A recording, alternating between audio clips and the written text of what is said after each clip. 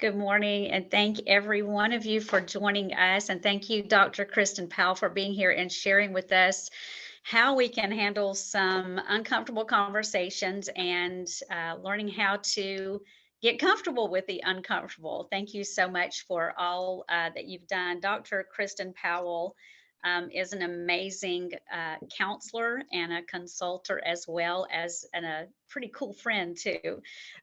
Love having her on our team. She is working with us and our I apologize for our executive class 20, working with them. And I am so glad to have her with us. We want to thank you for being here with the Momentum webinar. This is a free service that we offer to our community, thanks to our sponsors. And we'd love for you to take a look a little bit more at what we do. And if you're interested in being a sponsor, or you or your organization, your company would be interested, please just feel free to reach out to us, and we'll address that again at the end of our show today. I don't want to take away from what Dr. Powell is about to share with us. So for everyone who has just hopped on, once again, we are about to get started on how to have these uncomfortable conversations. This is recorded, and it will be on our site for a follow-up. So if you do miss a few notes, you can come back to this. But we'd also love to have you reach out to Dr. Kristin Powell yourself and talk to her about some more information on this. Dr. Kristin Powell, thank you. And would love to have you just go ahead and just jump in and get us going. Okay, thank you, Darla. I appreciate the invitation. Thank you to Momentum. The Momentum team is fabulous, as I'm sure all of you on the call know. Always appreciate the invitation to talk about a subject that I really enjoy talking about, which is how to deal with uncomfortable conversations, tackling the elephant in the room. So as Darla mentioned in the introduction, I am a organizational consultant and executive coach. And one of the interesting things about serving in those roles is that I get to go talk with organizations and individuals within those organizations about culture, about inclusive leadership, about DEI related issues. And one of the interesting things is that people will open up to me about all of the hard things. Just a second, if everyone would please mute themselves. I was trying to scroll down and make sure if you are not on mute, please do so. Make sure that we can hear Dr. Powell. Thanks. Okay. Thanks, Darla. So people will bring me in and have these conversations with me and open up with me, but as an outsider, but they're often uncomfortable having these conversations with themselves. And so while I'm appreciative of them being candid with me, and it's good for my business,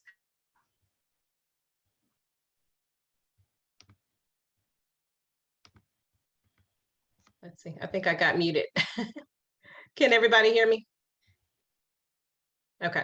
I often wonder what happens when I'm not in the room. Do the conversations continue? I think in some cases they might, but I'm afraid in many cases those conversations don't continue.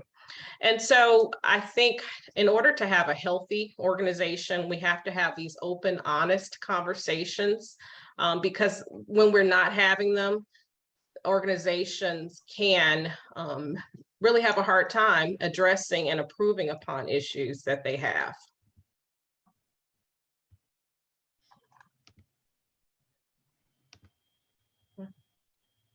So this will be an interactive webinar, so you won't hear me talking the whole time. I really want you to engage, and Darla and I believe Tina are going to be monitoring the chat. So there are some questions that I'm going to ask you throughout this webinar, and I invite you to share your input, share your experiences, and share your thoughts with us within the chat. And like I said, Darla and Tina will be monitoring that today. So our roadmap is to explore why some conversations are uncomfortable. The reality is, for many of us, conversations are difficult. It's hard to know where to start. It's very difficult to navigate some of these conversations and know how to address them. We're also going to examine the cost. So there's a cost to us, particularly if you're a leader, if you're not embracing and engaging in difficult conversations. And there also can be a cost to the organization if these issues are left unresolved, particularly for a long time. The good news is you can, if these things are not easy for you, you can learn these skills. There are skill sets, there are things that you can learn, behaviors that you can learn that can increase your comfort in having these hard conversations. So what I will do today is also share steps that will help you plan for and structure the difficult conversations.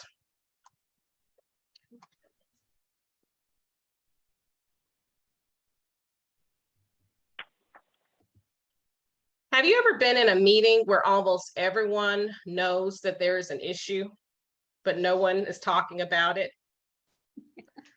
I once heard a story about a mid-level leader position that had been opened and it had been announced, and there weren't many applicants to that application process for this search. And so therefore the search was not successful. They didn't find what they wanted in the search.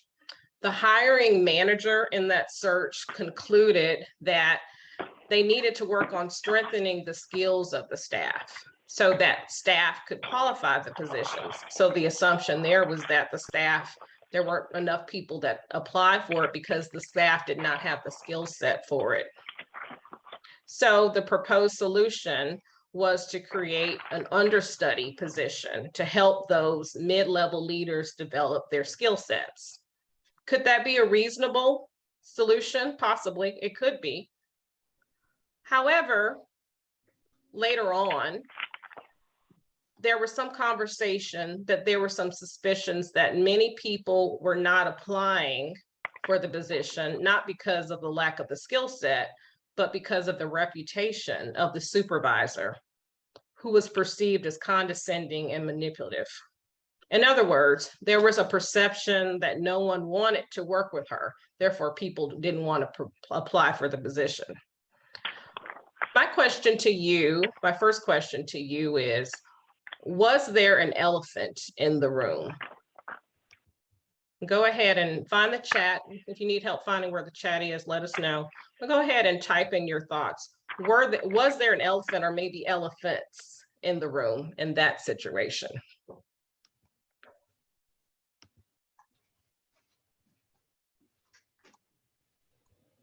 Okay, I think I see a lot of yeses. Of course, of course they are. Yeah.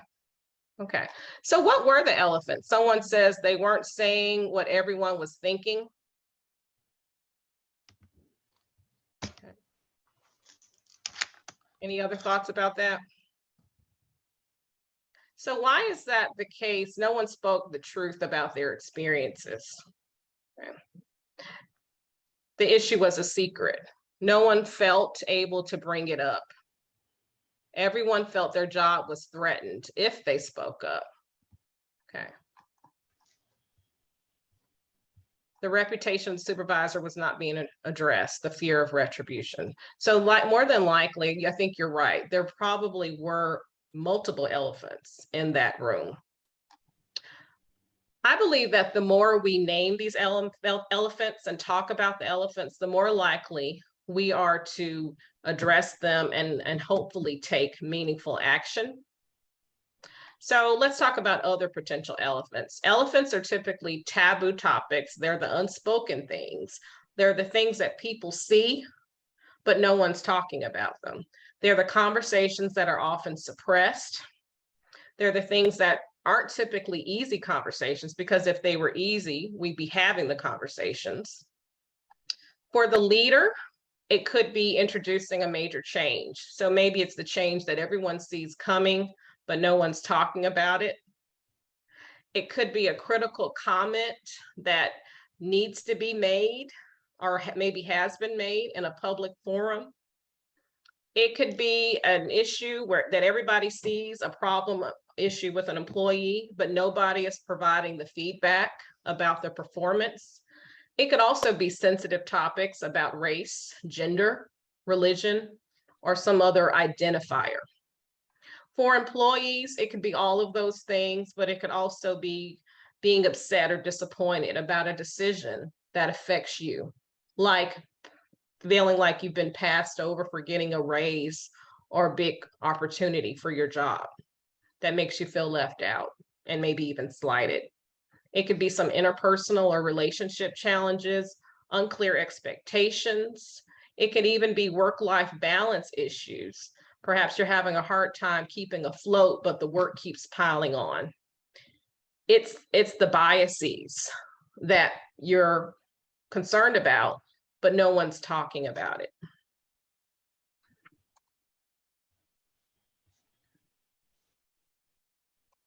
Second question, is open and honest dialogue a norm in your organization? Yes or no? And why, if you care to elaborate, why do you believe it is either a norm or not a norm? Again, type your ideas in the chat.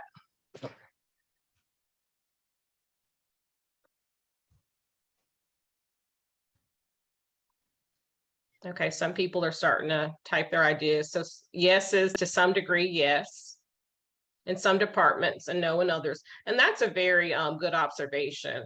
There's often not just one culture in an organization. So sometimes you'll find one department, there's one set of culture, things that are taking place in terms of behaviors regarding openness and dialogue.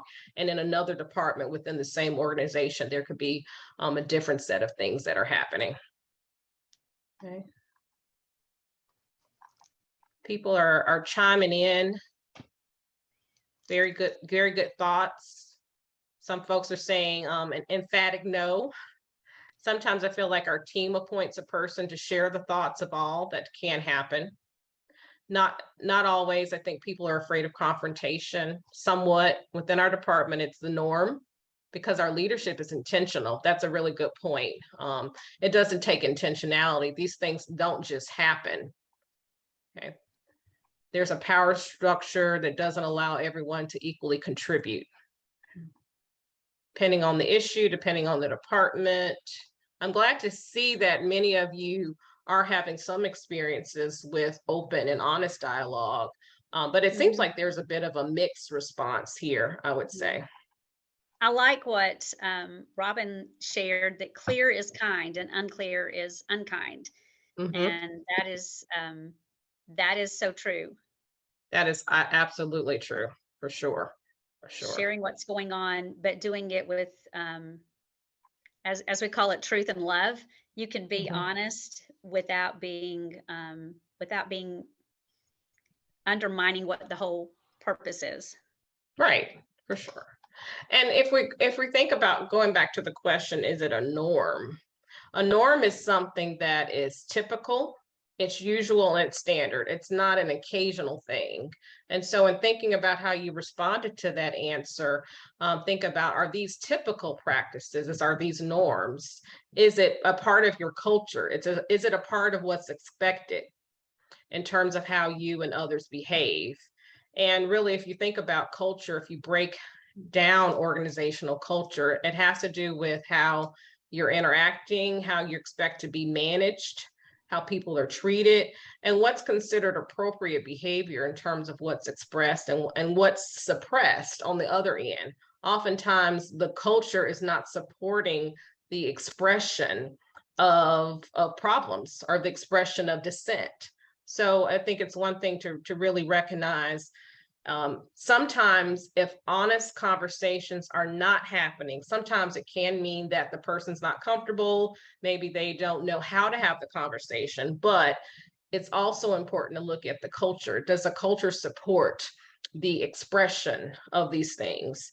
And if not, then perhaps there's some things that can be done to really create and cultivate a culture where it's known to be okay and actually expected, where people will have open and honest dialogue. But it's not just the case. It's not necessarily the case that it just will happen. Those kinds of things have to be carefully created and nurtured.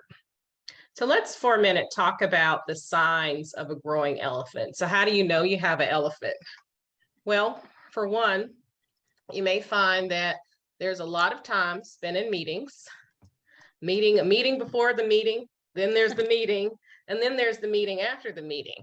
Who's experienced some of that within your organization? I know I have. Right. And so we spend a lot of times in meetings, but things are not advancing. Real conversations are not happening. And we can also devote resources to the wrong problem. And therefore, we're trying to fix the wrong problem and coming up with wrong solutions that aren't helpful. So in the prior example, the solution that the hiring manager has was, well, we need to just create a position where we can train somebody to get ready. But that really wasn't the problem. The problem was the supervisor, and that no one had the hard conversations with the supervisor that no one wanted to work with. There's no real dialogue when there's a growing elephant. There's this artificial harmony. So things seem comfortable, things seem calm, and they seem calm because nobody's really addressing the real issues. And so it's very artificial. And there's a lot of avoidance of the hard talk. And as a result, there can be high apathy and very low engagement as a result of that. Does any of it sound familiar to you? Okay. And as a leader, so this applies to leaders at really any level, how you handle difficult conversations can for sure impact your leadership, your ability to lead. So when difficult conversations aren't being dealt with, it can have a huge impact on your team, the health of your team, the magnitude of your influence. In order to lead, you need to have influence, a level of influence, because you can't do all the work yourself, especially as you go up and up in the organization. You have to rely on other people. You have to be able to delegate. You have to be able to know that people are doing their jobs without you having to micromanage everything, because it's impossible to be able to be in all places at all times. And you need to be able to develop people. So your ability to influence is definitely connected to how you are handling the difficult things. It also can have an impact on how innovative and how productive you are, but also your team and the people in your organization, and as well as having an impact on the strength of your relationships. If people feel like they can't have honest conversations with you or other people, you're going to have superficial relationships. And sometimes it's really hard to get things done when the relationships are very superficial, because nobody's being honest with each other. So from your perspective, what are some additional costs of not handling the hard conversations, not facing the hard conversations? Other thoughts in the chat? Good question. Okay, low morale, turnover. Okay, for sure. Wasted resources. Yeah. All of that. So much waste, a lot of waste, unnecessary time going the wrong direction, the wrong issues, poor communication. We're not really working together. We're doing work, and sometimes we're doing something, but we're not really working together. When leaders and managers stop listening, people stop talking. That's really important. If you know that your leadership is not listening to you or listening to the concerns, you're going to stop talking. That's definitely going to happen, a result of that. Another thing that I was thinking of is this affects your brand, what people know that you and your organization are known for. That's going to be part of the brand once this keeps going and perpetuating without any correction. Absolutely. It can definitely affect your brand, your identity, for sure. So what do we do about these things? It's not often easy. They're not often, and I'm hesitant to say that they're there's a 1, 2, 3 step thing that you can do and you can make it all better overnight. That's not the reality. This is a lot of hard work, but definitely intentional efforts. But there are some things that all of us can start doing now. And I'm pretty sure if you start doing some of these things, and others ideally are doing some of these things, it can really make a difference in terms of how difficult conversations are handled. Okay. So next question, I want you to think about a difficult conversation that you've been putting off. So name your elephant. We probably each one of us in this webinar today have some type of a conversation that you're putting off. I know I do. Just to be honest, even as I'm leading this webinar, there's a conversation that I've been putting off, 1 or 2 probably. So name your elephant. What's the conversation that you're putting off? You don't have to type it in the chat. You can keep it to yourself too. But unless you want to. I can't assure that this is a confidential space though. So if there is a big thing that you've been putting off, a big elephant, there's probably good reasons for that. A lot more than likely, there are probably some emotions, even some big emotions attached to it. So there's usually, in difficult conversations, there are usually pretty big things attached to those conversations. The stakes are usually pretty high. The good news is having success with a difficult conversation has less to do with what you say and more to do with how you prepare even before you open your mouth.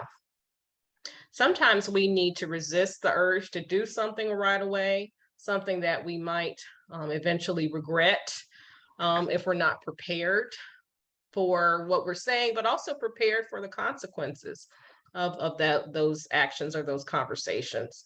We need to stop and pause and have a reset. So I encourage you to take the time, if there is a big elephant that you're trying to figure out, try to take some time to identify your feelings and consider a response. Under stress and under any kind of threat, even if it's a perceived threat, our reactions can become very short-term and self-focused. Sometimes our motives are to keep the peace. We just want to keep the peace. So we're going to avoid the issue or the conflict. Other times, because we may have been harmed, there may be a tiny bit of us that wants to, whether it's hard to admit some of it, but there may be a tiny bit of us that wants the other person to feel what we're feeling. And that's, that's just the honest truth of sometimes of what we're dealing with because of the enormity of the situation. One question I'd like for you to ask yourself as you think about that elephant is ask yourself, how do you feel and what do you want? What do you really want from the situation, even before you do a thing about it? What do you really want from the conversation? What do you really want from the situation? For emotionally charged issues, it's really normal to feel upset, even maybe angry and frustrated, particularly about things we have witnessed time and time again. I would never advise anyone to ignore their feelings or dismiss their feelings. I think we need to be more in touch with feelings, but perhaps channel those feelings and use that energy to help you fuel your next steps. You can, go ahead, Darla. I was going to, Kristin, there was a question here from Ethel. What if you perceive there's an elephant, but don't know for sure because nobody talks about it, even when you ask for feedback? And I would say, is there a trusted, depending on what it is there somebody you trust? Is there a trusted colleague? Is there an advisor? Is there someone who maybe has also been a part of the situation or is familiar with them, where you can have a safe conversation with that person to kind of check in? Because sometimes we need to check in, because when we're feeling intense about something, we sometimes need a way to kind of test out, are my feelings accurate? Are there, what I'm experiencing, is this really the reality? Is someone else experiencing the same thing? So I would say that's one thing. Another thing that you can do is really my next point, is gather your facts. Right? So the facts are really our homework for a healthy conversation. We need to gather the facts. So after you are considering your feelings, what do you want to feel? What do you want others to take away or feel as a result? Then go back and figure out what are the facts. Sometimes we make inferences about situations. We jump to conclusions without really realizing it. We often believe that our beliefs are truthful and that the truth is also obvious to other people. So my truths, the things that I see, are not necessarily someone else's truths or something that they see. Think about a difficult conversation that you had that seemed to go nowhere. So perhaps this is an elephant in the room, but you've taken a step to have the hard conversation. But perhaps you started it and it really didn't go anywhere. The other person perhaps didn't see your point of view. They didn't get it in the same way that you got it. Take a snapshot of where you felt it got stuck. So think about it for a minute. Where do you feel that conversation got stuck? Sometimes we get stuck with our feelings or have difficulty distinguishing fact from an inference or an assumption. How do we get out of that place? Well, one way we can do that is ask better questions. Sometimes we have to ask ourselves some questions, but ask others some questions to be able to better understand. Another example is a person who was in a law firm, and she was dealing with a colleague who was making an insensitive remark about other women. And in that moment, she had a decision to make. Do I say something or do I hold my peace? The good news is we often don't have to choose either or. There may be somewhere in the middle.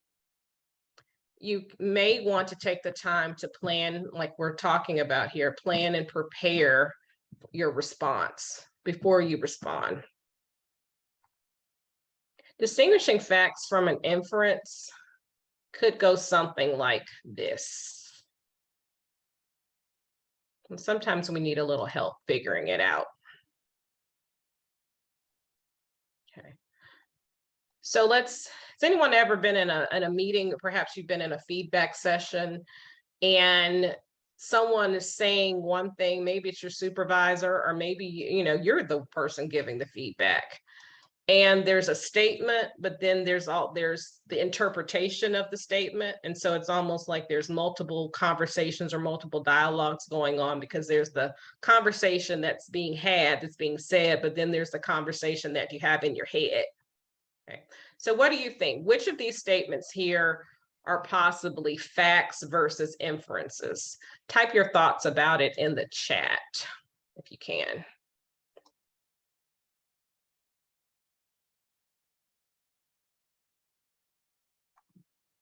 And Darla, I think I lost the chat, so you may have to tell me what people are saying.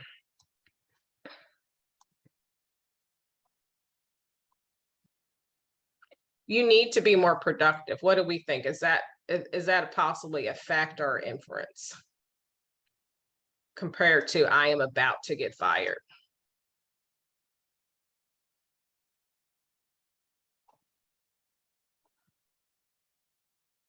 It could be either, right? Depending on it. So sometimes we hear things like, I want you to do this. You need to do more of this. You need to be more productive, get things in a more timely manner. And we escalate sometimes what's actually being said and make assumptions about the meaning behind it. So we might go to that next level, to that extreme interpretation of I'm about to get fired. Or when someone is in a meeting, and those of us who like to be very prepared, and take a lot of pride in our preparedness. And then all of a sudden you get asked a lot of questions. And sometimes that can make you feel a little uncomfortable. And the takeaway or the interpretation you may have is, well, they don't support me. They don't support my idea because they're asking all of these questions. They're picking apart my idea. So sometimes we can take these things very, very personally, and it can inhibit us from having the healthy conversations and really getting to what the facts are. So in this situation, figure out what the facts are before you make any assumptions. I like to use this worksheet here. I've used this in counseling sessions. I've also used this in my coaching sessions because I think it can be very effective and very helpful in a range of different types of such situations. And so here, you're going to go through the activating event. So that's the situation. That's what's happening. What your thought is, your belief are your assumption, because sometimes we make these assumptions about events that occur. And so the assumption of the colleague who was in the meeting and someone made an off-colored remark about women during the meeting, the assumption that person could make is, well, the people in this room or the person who made that comment is biased against women, and therefore women may not have an opportunity to succeed. So where did that come from? There are a number of assumptions, although some of it might be understandable to why someone would be concerned about the statements. But where did we jump? Is it possible that we jump to conclusions? And then what are the consequences of jumping to those conclusions? Again, sometimes we're feeling very defeated, can feel angry, can feel upset. It could also have an impact of making you just feel like you don't want to engage in a work situation, which could be harmful to you and your career. And the debate and the dispute. So that, again, that's not about debating or disputing someone else. It's about debating and disputing our thoughts.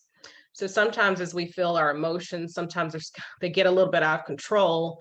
I invite you to stop and think about what you're thinking, what the assumptions are that you might be making. And really ask yourself a set of questions like, where's the proof? Are there some alternative interpretations? Are there more logical explanations? Are there some questions that I could ask to really better understand what was meant by that statement? Have I ever been in a similar situation before, and then I discovered I was wrong? So there are a number of questions that you can ask yourself to try to get to the facts. And then if you think about those facts, when you are able to gather a little bit more facts, the emotional effect has to do with how might you feel differently if you were able to pull all the facts together and examine those. Might you feel better, and might you even feel more prepared to jump back into the difficult conversation once you really have examined the difficult facts. And then let's say once you've done all of that, get back in there. Get back in there and have the conversation. Once you feel prepared, once you feel ready, have the conversation. You also want to make sure after the conversation occurs, reflect on what's happening, and then make sure that you follow up. Here are some additional tips that could be helpful for preparing for a difficult conversation.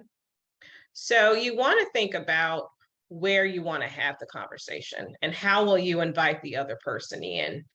What are going to be the important conditions to have this conversation in? How can you structure it so it increases the likelihood of a successful conversation? Does it need to be in a private place, their office, your office, or is it better for the conversation to be in a neutral place? Timing is really important. We all know that if someone were to come to you right when you're headed out the door, trying to get somewhere, or maybe when you're hungry or you're tired. Are you likely to have a good response? Probably not. So timing, ideally, both parties should pick the time to have the conversation. There was a colleague who discovered that a peer received a much larger raise than she had. And you can imagine that could create a number of different reactions. But how do you have the hard conversation? Well, one way to think about it is when you're getting ready for the conversation, is there a way that you can frame it as an organizational wide challenge? So it's not just personal about you. It's normal to be upset and slighted about things that happen that impact us, but sometimes it's just not wise to be the person who is complaining about something. And is the problem the colleague who got the raise? Probably not. It may be just that there's not a clear and transparent process for determining how raises occur. So one approach that you could take when thinking about what you will say is figuring out from the perspective that you should frame the conversation from. So you could say something like, I notice we don't have a clear and fair system for how we deal with raises in this organization. Be a problem solver. So you could volunteer to do some research on how other organizations handle the same challenges so that you can create better processes. And again, remember, try to state what you hope to achieve out of the conversation. Use the facts, try to avoid assumptions. And that's why you want to do your preparation work before you get into the conversation. Of figuring out what the facts are, distinguishing the facts from the inferences. And then also think about how will you listen? So you're going into a conversation to talk about the facts, talk about the things that you'd like to see and achieve, but you're also going in with the intention of listening. So think about some good open-ended questions that can indicate that you're open. You're open into listening and hearing from the other person. So tell me about this. Help me explain your point of view on this situation. And try to show some empathy and understanding towards the other person. And I think that can go a long way. When we're showing this, even though you may not feel empathic in that moment, which is understandable, when we are making efforts to show empathy, we're more than likely to get it back in return. So you've thought about a difficult conversation. You've taken a snapshot of where you've gotten stuck. I've given you a few different examples of situations where difficult conversations can sometimes have the potential to get stuck, but also giving you some structure to think about in terms of how you and others can get unstuck in those conversations and feel better prepared and more confident to engage in the conversations. Yeah. So after the conversation is over, you want to reflect on how you did. You want to reflect on the conversation because there may be some other opportunities for some additional follow-up. And that is also good news. We don't have to think of these things as one and done, one conversation, and then there's no more. There's always opportunities to follow up, to re-engage, and to even get feedback. So a few things that you want to ask yourself is to what extent was I advocating? Was I acknowledging the other person? Was I staying curious? The advocating hat is an important hat. I would never tell anybody, don't be an advocate. I think it's important. I consider myself an advocate, but I also want to make sure that I'm not just wearing the advocate hat the entire time in my conversations. Sometimes I have to change over to an acknowledging hat in terms of acknowledging someone else's thoughts or someone else's positions that they may have. So just be mindful of how much time you're spending in each of these spaces, and always ideally staying curious, staying open, trying to better understand. Did the things that you contributed improve or did it contribute to the difficulties? And sometimes that might be more of a mixed bag. And that's where we have to go back and revisit and figure out, okay, the next time, what could I do differently? What might I do differently when we have a follow-up conversation? Can you think of any additional tips or things that you've used that have helped you prepare for difficult conversations that you've had in the past? Or maybe you're planning on addressing a difficult conversation soon, and these are some things that you've thought of that would be helpful.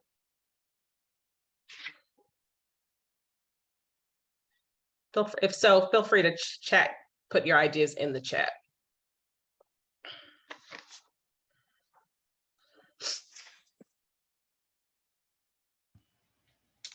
Taking the person to lunch and discussing it there is one of the answers.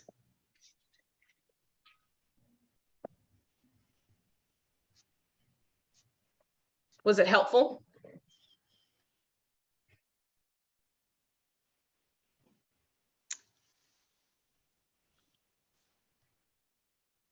Are you asking me personally? Oh, was that what? Well, I was just curious if the person responded. Was that a helpful thing that they found that was helpful in that situation? Yes, it calmed the tensions, she said. Okay. Oh, I found my chat again. Okay. Yay. Good. Okay. Oh, and I see practicing the conversation aloud or recording yourself. I think that's a really good thing to do, is to practice with someone or practice with yourself or record it, the conversation. Body language, that's really important. Watching your body language is very essential. Oftentimes we are, and I know I'm a very expressive person, and sometimes that's a good thing and sometimes it's not. And so just being careful and mindful of our body language and what that might communicate to the other person. Attacking the problem, not the person. That's smart. So these are not, even if we wanted, secretly wanted to attack the person, is that effective, right? So it's typically not effective. So we're looking at the problems. These are the problems that we want to solve. It's not about attacking the person, right? Pointing out the positives before addressing any improvements that are required. Okay, so what are the good things? I'm happy to see that we've done a number of things in this area, and then going into, some suggestions or some problem areas. When it comes to accountability, always try to discover if it's an ability issue or a motivation issue, identifying which makes the conversation more productive. So that's a part of that fact finding, right? Figuring out what the facts are. Okay, and it sounds like the lunch conversations were helpful. And I think that's where you have to know the person, but also the conversation. Is it something that should be in a private space, or is it, going to be comfortable for both parties for us to have this publicly? And so those are some considerations that we all, need to look at and reflect upon, because every situation, I think, is a bit different. So we talked about, go ahead, Darla. One of the other ones that I thought was really true too, keeping your feelings in check, and that goes back to what we're hearing in the other ones, is don't make assumptions, listen, and ask good questions before you jump to conclusions or make an inference on what could be happening. Yeah. Whenever I find myself about to react and maybe even overreact in a situation, I always try to figure out what are the important questions that I can ask before I respond or react. So I think that's always really good advice in terms of keeping your feelings in check. The sheet that I showed you that can help you map out your thoughts and your feelings. One thing, you can do is over time, you'll find yourself being able to do that mentally a lot easier in terms of distinguishing fact from feelings. But until you can get to that point where you're able to do it mentally and maybe more so in the moment, I think having the process of writing those things down can be very helpful until you get to that point where you're able to more readily do it in the moment. but that can take a lot of practice if you're not accustomed to doing things that way. So going back to, so there are things that we can each do as individuals to prepare and increase our readiness for difficult conversations. I do want to go back to the culture question and the importance of culture and creating safe conditions in which conversations are considered part of the norm and are encouraged and are supported. It's not enough for one person to be able to have these hard conversations. It's really about everybody and the everyday actions of everybody who's involved.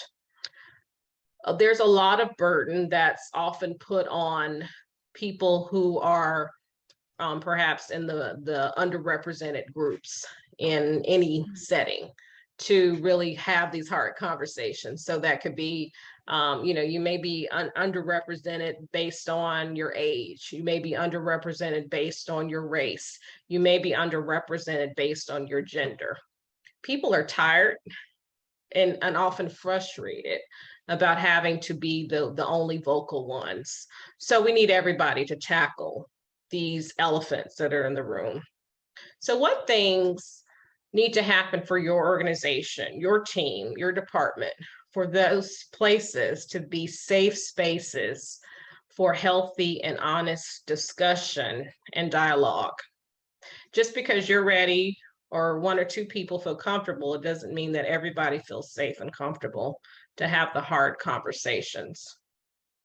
One thing that can really have a very tremendous impact and can go a long way is for leaders to demonstrate their vulnerability by admitting mistakes.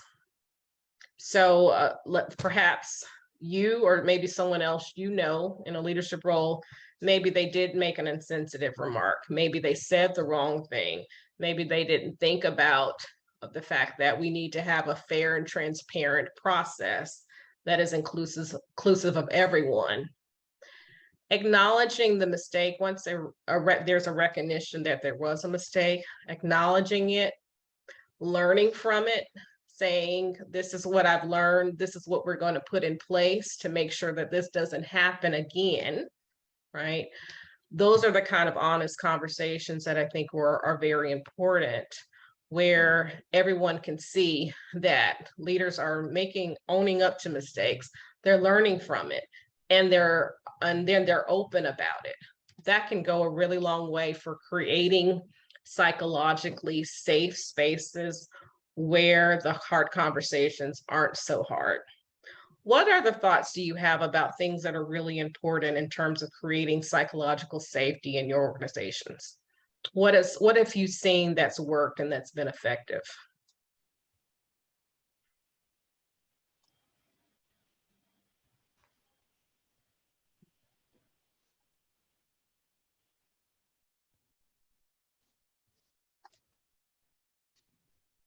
As you're thinking about some of those things, and feel free to put your ideas in the chat so everybody can see, think about this graphic that's shown here. Is there danger or is there safety? And sometimes there can be danger in one moment and safety in the next. And it's about a consistency, a regular everyday creation and cultivation of safety.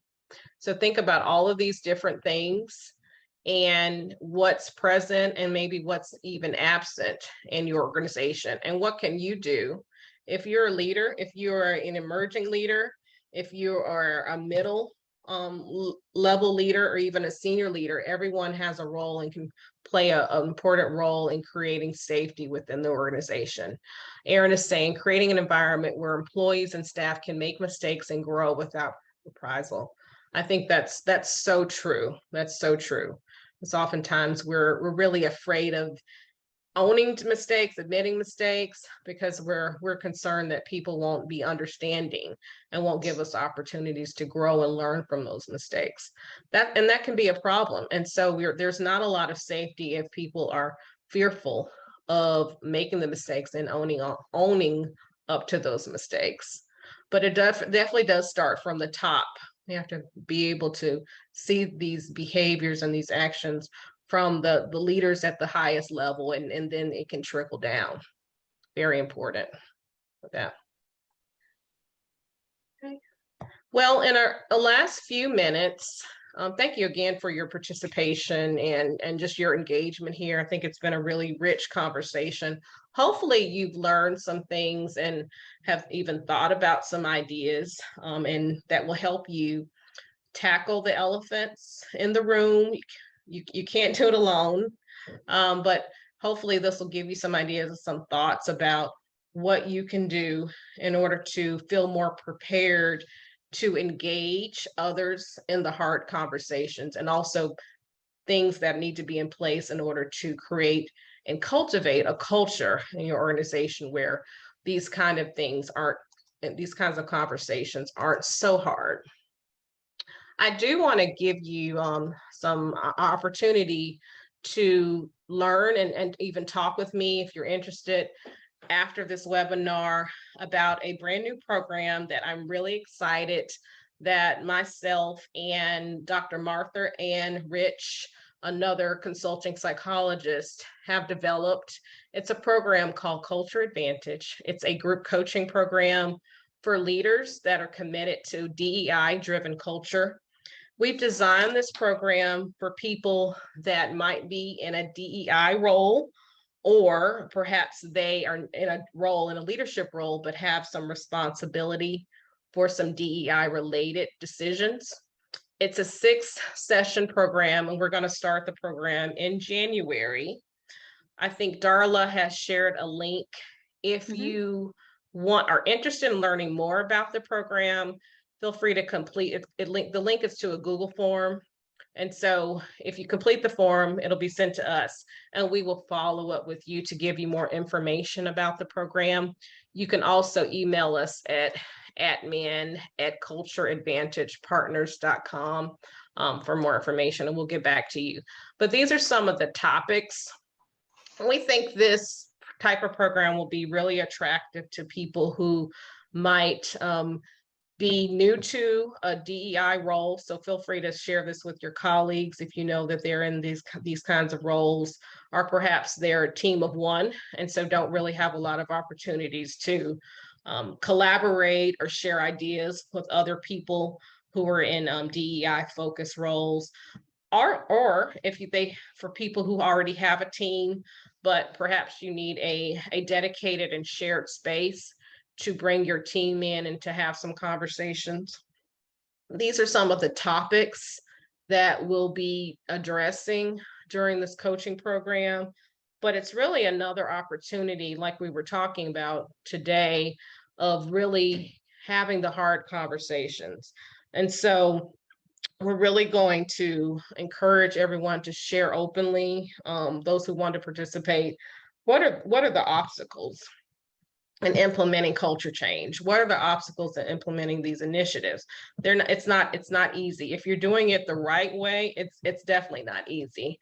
And so people often don't have a safe space to share some of those obstacles, but we'll also be learning from us, but also learning from other leaders who are pretty much in the same boat.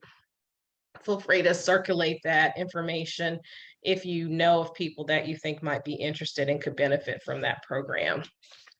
So I think that's all. I'm sorry I didn't leave a whole lot of time for Q&A, but I guess we'll open it up for Q&A to see if anyone has any questions.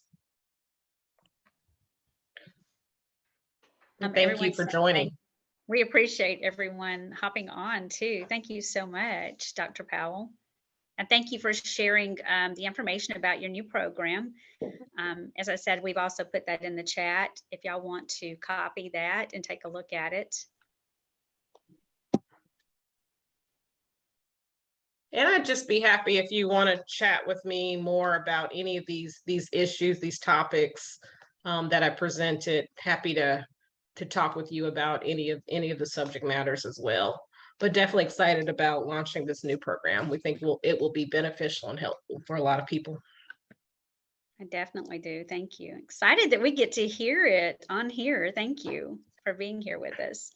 Thank And you. once again, I do want to thank our sponsors for giving us this opportunity right here to offer all this amazing free services here to each of you and to your companies. And if you would like to learn more about how you can support us here at Momentum, I've put Katie Hanna's email in our chat as well. If you'd like to reach out to her on behalf of yourself or your company and organization, reach out to us at Momentum Leaders, how we can and see how we can continue and keep this ongoing and support all the many things that we do. Another free program we offer is the mentoring. So we'd love to have you take a look at what we do here and how we are reaching out to all of you to help make this a stronger community. So thank you, Dr. Powell.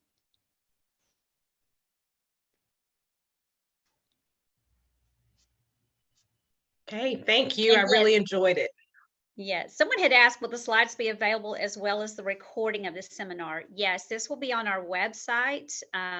So take a look at our website, and I'll also, that will be where you have registered. So go back to our website right there, and you will see that later on. And thank you for asking and attending. And one thing I will say, I noticed some people are connecting with me on LinkedIn. I would love to connect with all of you on LinkedIn. So feel free to connect with me, and let's continue the conversation. Absolutely. All right. Well, thank you, everyone. And thank you, Dr. Powell.